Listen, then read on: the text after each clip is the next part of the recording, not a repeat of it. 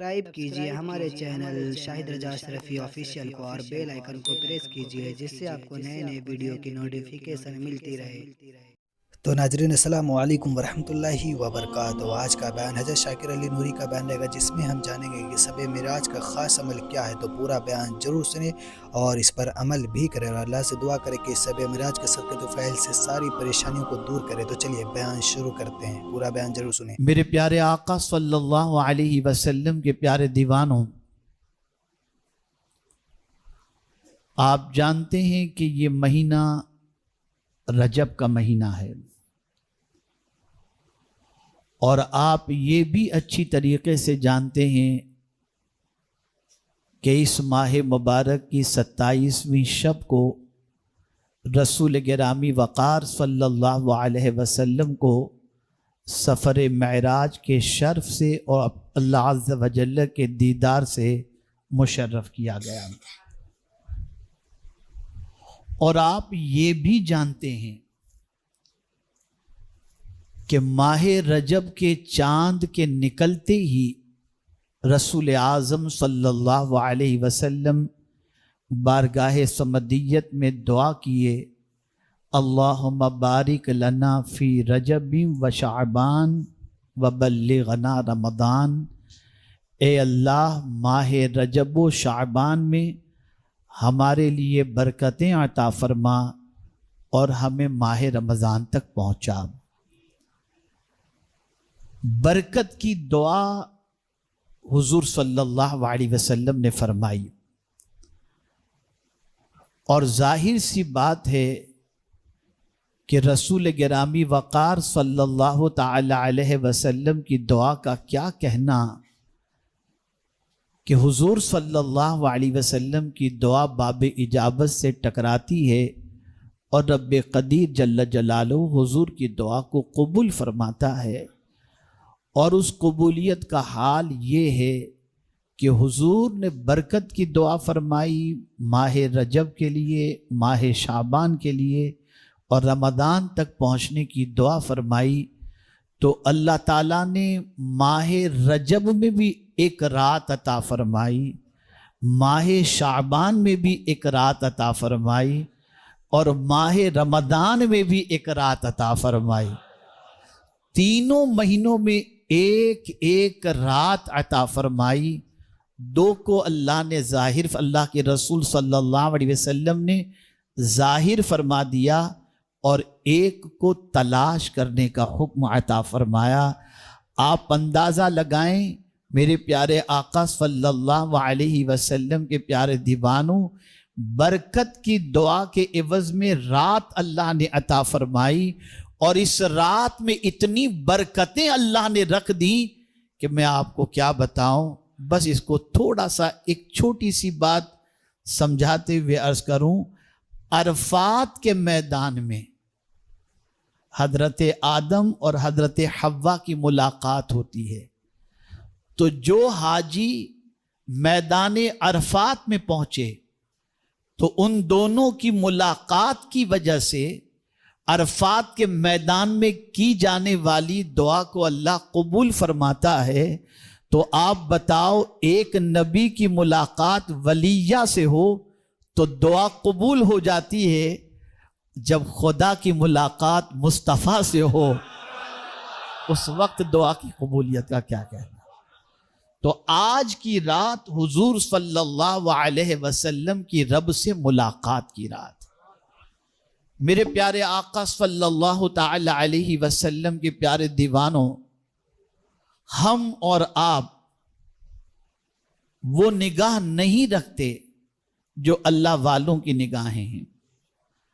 ہم تو دیکھتے ہیں بس رات آئی جیسے ریگولر آتی اور چلی گئی، لیکن نہیں، یہ آرڈینری رات نہیں ہے، یہ عام راتوں کی طرح کی رات نہیں ہے، یہ اتنی عظیم رات ہے، اتنی برکت والی رات ہے کہ اس رات میں جو انوار و برکات کا نزول ہوتا ہے، یہ وہ لوگ دیکھتے ہیں جن کو اللہ عز و جل نے صرف آنکھوں کا نور نہیں، دل کا بھی نور عطا فرمایا ہوتا ہے۔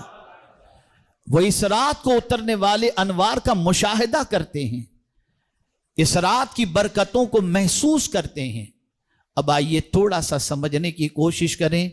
میرے پیارے آقا صلی اللہ تعالی علیہ وسلم کے پیارے دیوانوں، اللہ عز و جل نے رسول گرامی وقار صلی اللہ علیہ وسلم کے سفر معراج کا ذکر فرمایا، اور آج اللہ کا بے پناہ شکر ہے کہ اس حدیث کو سننے کا ہمیں شرف حاصل ہوا جو بخاری شریف کی آخری حدیث ہے، اور اس آخری حدیث کے حوالے سے بھی آپ نے سنا کہ 2 کلمے میزان پر وزنی، زبان پر ہلکے اور رحمان کو محبوب ہیں، اور وہ 2 کلمے کون سے ہیں؟ تو ان کلموں کی ابتدا سبحان ہی سے ہوتی ہے، سبحان اللہ۔ اب یہاں ایک بات میں آپ کے سامنے عرض کروں کہ بات جب سفر معراج کی ہوتی ہے، قرآن اٹھا کر کے دیکھ لیجئے، جتنے بھی انبیاء کرام علیہم الصلاۃ والتسلیم کے معجزات کا ذکر قرآن میں آیا، جیسا کہ حضرت عیسیٰ علیہ الصلاۃ والسلام وَأُبْرِئُ الْأَكْمَحَ وَالْأَبْرَصَ وَأُحْيِي الْمَوْتَى بِإِذْنِ اللَّهِ، حضرت موسیٰ علیہ الصلاۃ والسلام ان کا معجزہ، حضرت عیسیٰ علیہ السلام کا معجزہ، ان سب کے معجزات کا ذکر جو قرآن کے اندر آیا، کہیں بھی قرآن میں ان معجزے کے ذکر سے پہلے سبحان نہیں آیا۔ لیکن جب حضور کے اس معجزے کا ذکر اللہ فرماتا ہے تو معجزات تو ہے حضور کا، لیکن اللہ اس سے پہلے اپنی شان بیان کر رہا ہے اور فرماتا ہے سبحان الذی۔ آپ اندازہ لگائیے میرے پیارے آقا صلی اللہ علیہ وسلم کے پیارے دیوانوں، ہر نقص سے، ہر عیب سے، ہر کمی سے، ہر کجی سے اگر کوئی ذات پاک ہے تو وہ پروردگار جل جلالہ کی ذات ہے۔ پروردگار جل جلالہ رسول اعظم صلی اللہ علیہ وسلم کے سفر معراج کا ذکر فرماتے ہوئے ارشاد فرماتا ہے سبحان الذی، پاک ہے وہ ذات، اسرا بعبدہ لیلا، جس نے رات کے مختصر سے حصے میں اپنے بندے خاص کو سیر کرائی۔ اب یہاں میں آپ کی توجہ چاہوں گا کس طرح سے یہ سفر شروع ہوا۔ رسول اعظم صلی اللہ تعالی علیہ وسلم بیت ام ہانی میں یا حتیم میں تشریف فرماتے، آرام فرماتے۔ رب قدیر جل جلالہ نے حضرت جبریل امین علیہ الصلاۃ والتسلیم کو بھیجا۔ جبریل امین علیہ الصلاۃ والتسلیم دروازے سے داخل نہیں ہوئے، چھت سے اترے۔ آقا آرام فرما رہے تھے۔ اب دیکھیے ابتدا سرکار کو جگانے کی کس طریقے سے وہ کرتے ہیں۔ جبریل امین علیہ الصلاۃ والتسلیم آواز دیتے ہیں تو بے ادبی محسوس کرتے ہیں، جنبش دیتے ہیں تو بے ادبی محسوس کرتے ہیں۔ تو حضرت جبریل امین علیہ الصلاۃ والتسلیم شش و پنج میں تھے کہ میں حضور کو جگاؤں تو کیسے جگاؤں؟ تو پروردگار نے فرمایا یا جبریل قبل قدمی، اے جبریل میرے محبوب کے دونوں قدموں کو چوم لو۔ تو حضرت جبریل امین علیہ الصلاۃ والتسلیم نے مصطفیٰ جان رحمت صلی اللہ علیہ وسلم کے دونوں قدموں کا بوسہ لیا۔ آقا کریم صلی اللہ علیہ وسلم نے آنکھ کھولی، دیکھا جبریل امین علیہ الصلاۃ والتسلیم کو، تو حضرت جبریل امین علیہ الصلاۃ والتسلیم نے آقا کریم صلی اللہ تعالی علیہ وسلم کو رب قدیر جل جلالہ کا سلام پیش کیا اور عرض کیا ان اللہ اشتاق الی لقائک یا رسول اللہ صلی اللہ تعالی علیہ وسلم، بے شک اللہ عز و جل آپ سے ملنے کا مشتاق ہے۔ اندازہ لگا میرے پیارے آقا صلی اللہ تعالی علیہ وسلم کے پیارے دیوانوں، رسول اعظم صلی اللہ تعالی علیہ وسلم بے پناہ مسرور ہوتے ہیں اور رب قدیر جل جلالہ کی ملاقات کے لیے حضرت مختار کائنات صلی اللہ علیہ وسلم تیار ہوتے ہیں۔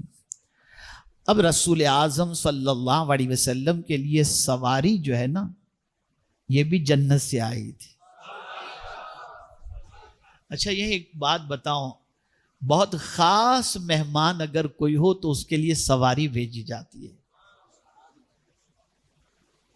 اور کسی کے لیے کہا جاتا ہے ٹیکسی پکڑ کے آ جانا، خاص کے لیے سواری بھیجی جاتی ہے۔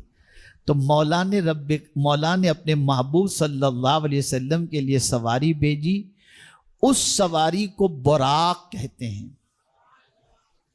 میرے پیارے آقا صلی اللہ علیہ وسلم کے پیارے دیوانوں، جبریل امین سواری لے کر کے آئے، رسول اعظم صلی اللہ علیہ وسلم بیدار ہوئے تو آقا کریم صلی اللہ علیہ وسلم کے قلب اطہر کو حضرت جبریل امین علیہ الصلاۃ والتسلیم نے آب زمزم سے دھویا، سینہ مبارک کو شق کیا، اور اس کے بعد اس میں سے جو چیز نکالنے کی تھی وہ نکالی، جو چیز رکھنے کی تھی وہ رکھی، اور آپ کے قلب اطہر کو آب زمزم سے دھویا گیا۔ یا اللہ، پانی تو بہت سارے تھے، آب زمزم سے کیوں دھویا گیا؟ تو جواب ملے گا، ذرا دیکھو تو صحیح کہ مصطفیٰ کے سینے جیسا اور ان کے دل جیسا بھی کوئی پاک ہے، تو جیسا پاک دل ویسا پانی بھی تو پاک چاہیے نا۔ نہ آب زمزم جیسا کوئی پاک پانی ہے، اور نہ مصطفیٰ جان رحمت صلی اللہ علیہ وسلم جیسا کوئی پاک دل ہے۔ اسی لیے اعلیٰ حضرت عظیم البرکت امام عشق و محبت کہتے ہیں، تو جو چاہے تو ابھی میل میرے دل کے دھلیں، کہ خدا دل نہیں کرتا کبھی میلا تیرا۔ حضور کا دل میلا ہے ہی نہیں۔ اور پھر حضرت انس رضی اللہ تعالیٰ عنہ سے رسول اعظم صلی اللہ علیہ وسلم نے جو دل کے میلے ہونے کا ذکر فرمایا اور اس کی صفائی کے بارے میں فرمایا، ارشاد فرمایا، اے انس، تم سے ہو سکے تو صبح و شام اس حال میں کرو کہ تمہارے سینے میں کسی کے لیے کینہ نہ ہو، اور یہ میری سنت ہے، جس نے میری سنت سے محبت کی اس نے مجھ سے محبت کی، اور جس نے مجھ سے محبت کی وہ جنت میں میرے ساتھ ہوگا۔ میرے پیارے آقا صلی اللہ علیہ وسلم کے پیارے دیوانوں، تو رسول اعظم صلی اللہ علیہ وسلم کے قلب اطہر کو آب زمزم سے دھویا گیا۔ اب جب سرکار صلی اللہ علیہ وسلم کو سواری پیش کی گئی تو براق تھوڑی سی شوخی کرنے لگا، تو جبریل امین علیہ الصلاۃ والتسلیم نے فرمایا، براق شوخی نہ کر، کیا تجھے معلوم بھی ہے کہ آج تجھ پر کون سوار ہونے جا رہا ہے؟ آج تجھ پر انبیاء کے امام سوار ہونے جا رہے ہیں، مخلوق میں جو سب سے افضل ہیں اور اللہ کے جو حبیب ہیں، آج وہ تجھ پر سوار ہونے جا رہے ہیں۔ اتنا سننا تھا کہ براق پسینہ پسینہ ہو گیا۔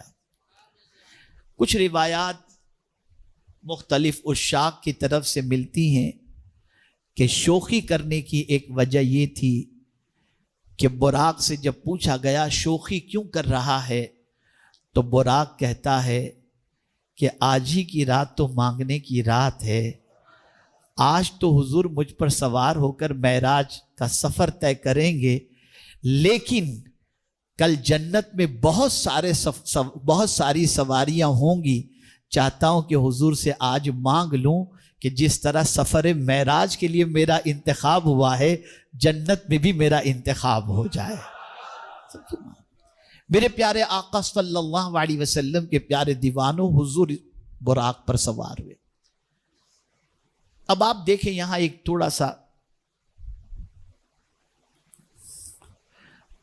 آپ سمجھیں، معجزہ دکھایا کیوں جاتا ہے؟ اور معجزے کا مسئلہ بھی یہی ہوتا ہے، دکھایا جائے تاکہ معجزے کو دیکھ کر لوگوں کے اندر یقین پیدا ہو جائے اور وہ ایمان لانے کے لیے تیار ہو جائیں۔ لیکن یہاں یہ عجیب معجزہ ہے،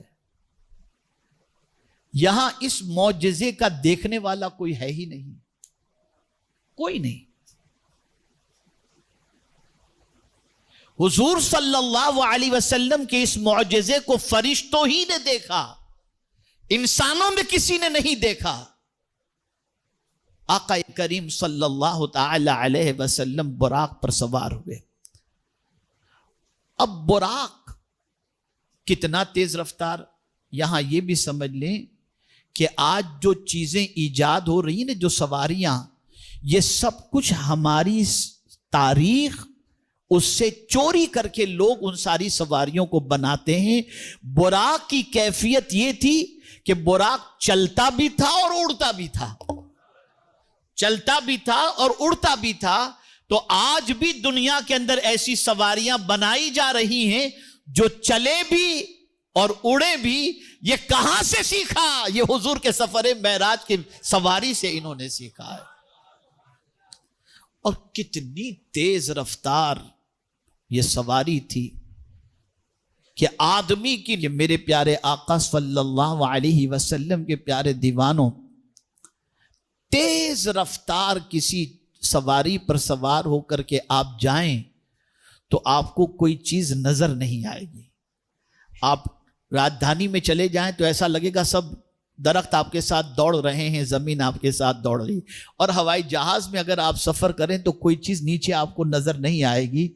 لیکن یا رسول اللہ، آپ کی نگاہوں پر قربان، اتنی تیز سواری پر سوار ہو کر حضور جا رہے ہیں اور فرماتے ہیں کہ میں موسیٰ کی قبر کے قریب سے گزرا، میں نے موسیٰ کو قبر کے اندر کھڑے رہ کر نماز پڑھتے دیکھ لیا۔